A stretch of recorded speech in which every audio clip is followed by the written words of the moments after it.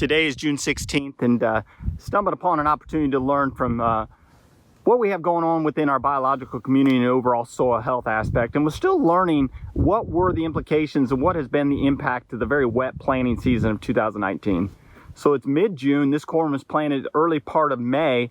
And as you can see where I have the camera pointed, very good green lush colors. Corn's about V5, V6. But we notice a very, very distinct line as I move to right here. So keep in mind as the camera's pointed here, there is no different management on these acres to my right and to my left.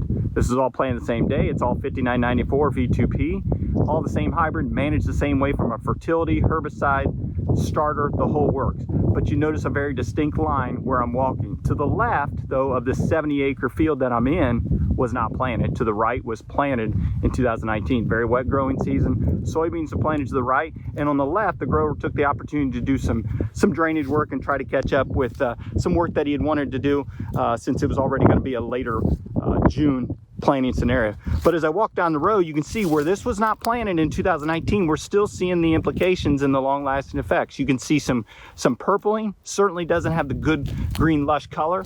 If I work to this leaf, you can see there's actually some purpling on the leaf edges, which would indicate a phosphorus deficiency. What we're seeing here, and the fact that this corn on the left, again, where there was not a crop planted in 2019, actually is being impacted by that mycorrhizal or that biological community, these beneficial fungi that we see dwarf, or that we see the populations actually start to fall off in what we call fallow syndrome.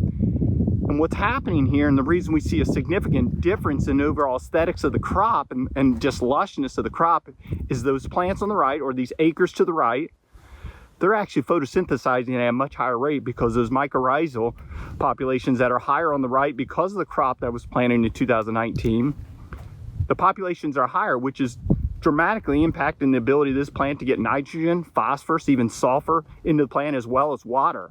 All three are very, very fundamental components to the process of photosynthesis. Now to the left doesn't look certainly as lush, a lot more purpling, and overall we don't have that photosynthetic